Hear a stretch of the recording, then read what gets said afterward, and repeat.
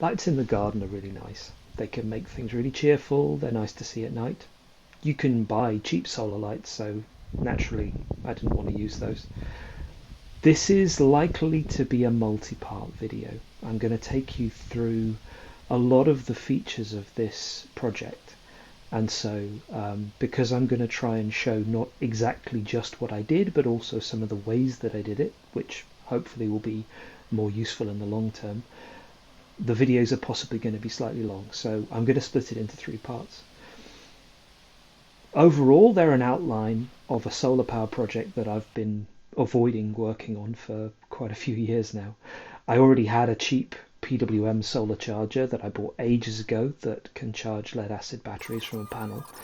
So I bought a decent panel. I got a fresh lead acid battery, the right size, and a lunchbox that I could keep all the electronics in, with some addressable LEDs that I had that claimed to be waterproof were away. To go over the details, the plottable and printable project poster is back. It'll be available for download with the other project files, and it'll give easier to read reference for all of the details of the project. But as I said, I'm probably going to split the video into 3 parts. This first one is the introduction, and also will cover the computer-aided design, the 2D CAD. The next one will be the electronics, how you fit everything together, and then the final one will be going over the software for controlling the lights, and also the way that I produced the pretty patterns that are moving backwards and forwards that you saw at the start of the video. So as I said, this is the first part, and it's going to deal with the CAD.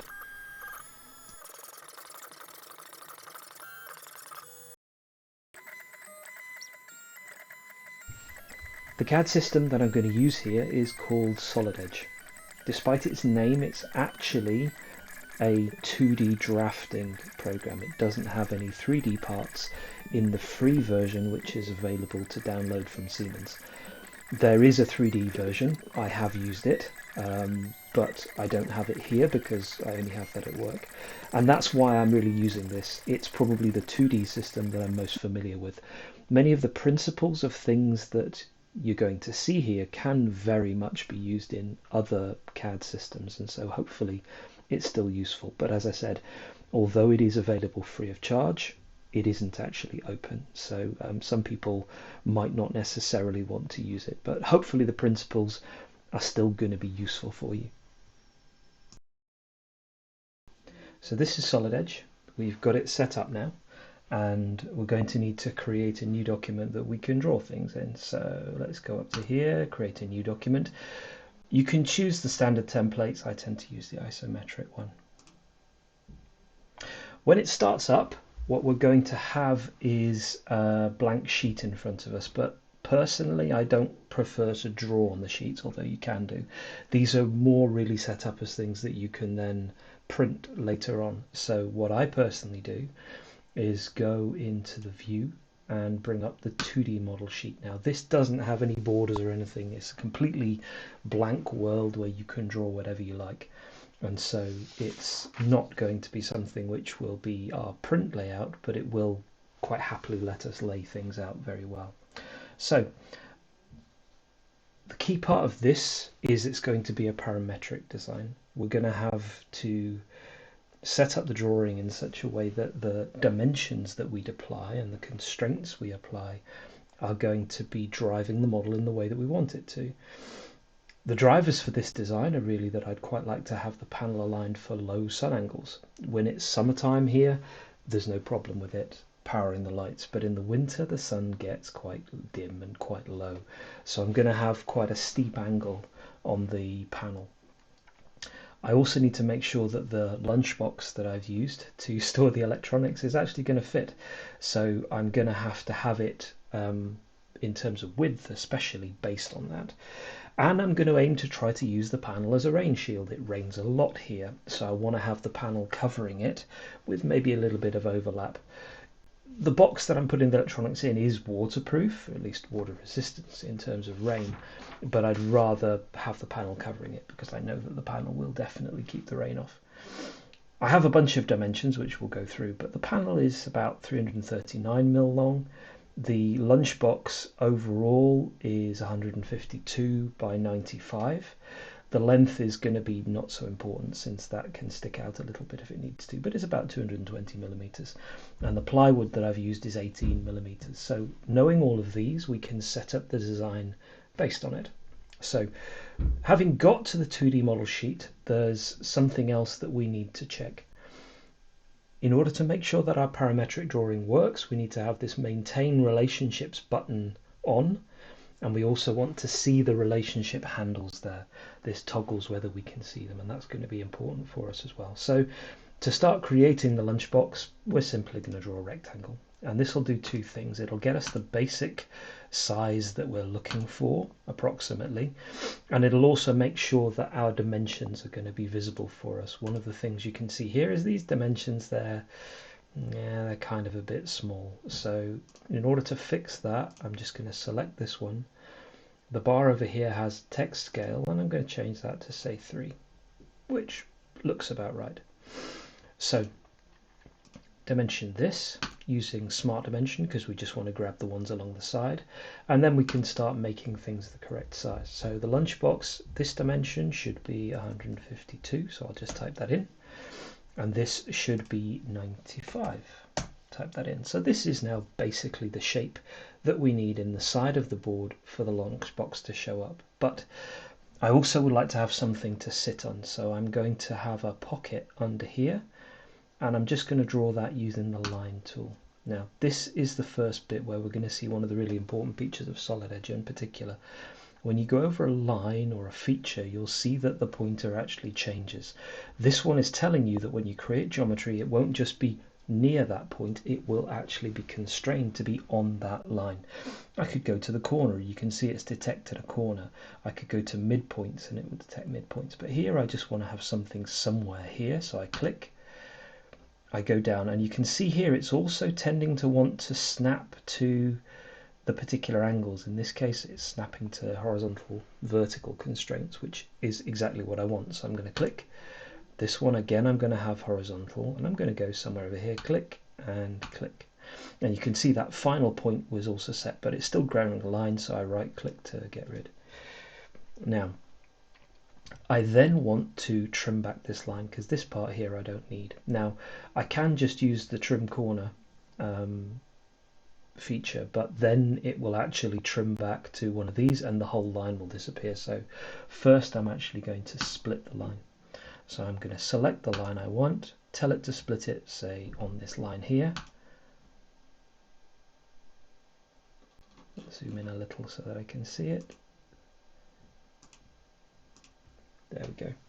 So I had to actually select the corner there, that's why it wasn't accepting it. So this is now 2 lines. I can just trim it back if I want to, or alternatively I can also potentially tell this line that this should be on here and not here, but let's use trim. So I click on the bit of the line that I want. Oops, sorry, try again. Click on the bit of the line that I want to keep, tell it that I want to trim it to there, and that's then cut back. But you'll notice there's a couple of other things that have appeared, these things here, and this is actually a collinear constraint. And what that says is these lines, because it's been trimmed, it knows that this, and split, it knows that this line should always stay collinear. But that isn't everything that I need, and you can see this isn't in the middle. Now there's a couple of ways I could achieve that. One is that I could use this constraint, horizontal and vertical. I could choose the midpoint and tell it that I want that midpoint to be horizontal or vertical to that one, which as you can see moves the line in. I could do that, but because this constraint hangs around, I'd actually rather not have it, so I'm going to do it another way. What I'm going to do is I'm using a different constraint called equals, and then I just simply say I want this line to be equal to this line. And you can see it's added another constraint there, and now it's in the middle. So we're doing pretty well. I'm just going to move this slightly down, and then I put another dimension in here, just a smart dimension again, and say I want this to be 100.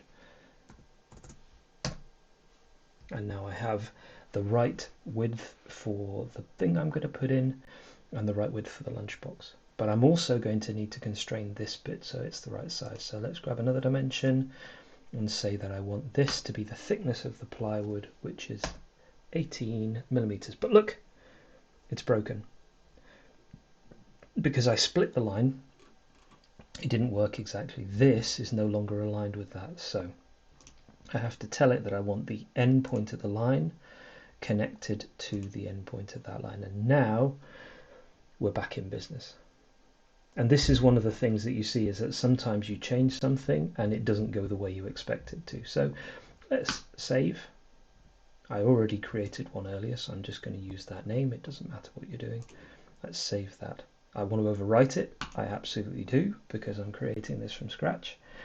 And we're ready to go for the next part. So this is the section where I'm going to approximately put my lunchbox, and this will be filled in over here with the base plate that will span across the hole. But I want to constrain the rest of the drawing based on this. So let's just roughly draw what we want to see. So I know I want to have a line across the bottom. I want to have a vertical up here. I want to have a slanted bit for the thing. And now this is another interesting part. Because I got near to this, it's telling me, hey, maybe you might want this to be created vertically or horizontally on that part. I could do the same here. I could grab that edge and it'll keep a little snap around that point. But in this case, I want that one. So I'm going to say I'll have that one, move it near to it to activate, and go up, say, like that. I know I want another cutout for another piece of plywood. I'll make that. Again, I'll pick up that constraint, go down, and then I can join. And so what this says is I've got another cutout which will be the same size as this one for another piece of plywood that'll go across, and I'll use this for mounting. And then everything else is there with a slant for the panel. So we'll worry about the bottom bit first. We'll get everything set up there. So what do I want to see? Let's just save. Well, I'd like this to be in the middle for a start. So a good way of doing that potentially is just to say, let's do this horizontal vertical. So let's do that. Horizontal vertical constraint. That at the midpoint of that, which I think makes sense. So now those two should be pretty much always there. The other thing that I can do is to then say that I want to dimension how thick I want this to be. And having something, say 20 millimeters, a bit less than an inch, is probably okay. But I can't use a smart dimension for this. I need to use the distance between. But I do want it horizontal and vertical, so I'm going to grab this point, have it like that, and say 20 millimeters. And you'll see, because I previously constrained this to be in the center, this side is now exactly the same, which is quite convenient because that's what I want to see. Let's just move these dimensions up a little bit more to keep them slightly neater.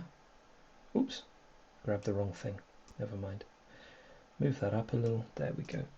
How much thickness do I want to have? Well, let's say again I want to have this horizontal and vertical. Grab that point over here. How thick should I want it? Say another 20. That gets me 20 millimeters at the edge, 20 millimeters underneath. This isn't going to be particularly heavy, so that should be plenty strong enough for us. So we've got pretty much everything we need dimensioned at the bottom here, and pretty much everything is working the way we want it to be at this stage. However, what I haven't really yet dimensioned is this top part. Now, one of the things that we can see is when I dimensioned this part at the bottom, this was no longer in line with that. Even though I'd created it that way, it wasn't a constraint that was applied, it was only the way it was created. So I do want that to stay there. So I'm going to say that that line should be collinear to that line. And that means now they will always be in line. Everybody's happy. I also know that I want this to be the same size as this. Now I could dimension it and type it, but again it makes more sense to actually just say, well, I could say that this line needs to be the same as this line. And now that, without adding another dimension, is going to be 18 millimeters. I can also say that that line should be the same as this line. And again, I don't need to clutter up the drawing with more dimensions because they're always going to be the same. It also means I don't need to type things twice, which means that's another thing that you don't need to remember if you ever have to change things. If you bought 16mm ply or 1/2 inch ply, and it turns out that your ply was slightly different, you could do it.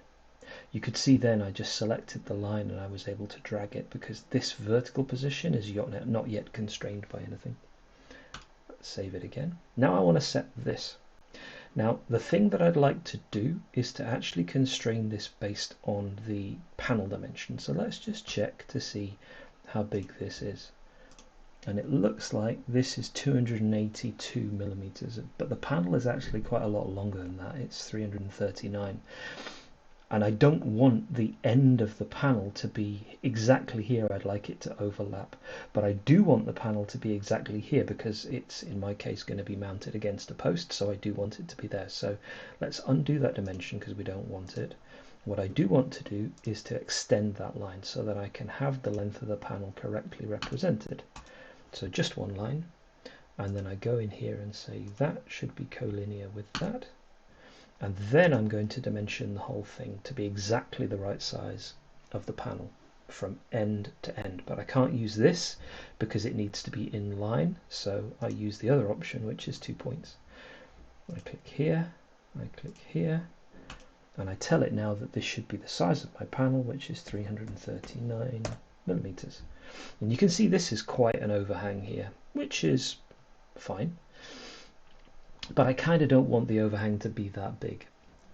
I also would like the angle to be perhaps a little steeper. So let's say, oops, sorry, let's change this from 2 points to horizontal vertical again. Let's say I want somewhere in the region of 10mm of overhang. That's okay, but yeah, it now looks a little bit low.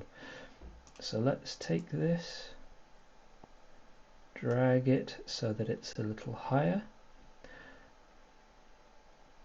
and I want to be able to slide the lunchbox out. So I think what I will probably do is make this a little higher still so that it's on the right size, and say that I want this also to be 10mm. So now I have 10mm between the end of the panel here and the lunchbox, so I can slide it out and I don't have to take the panel off, which might be handy.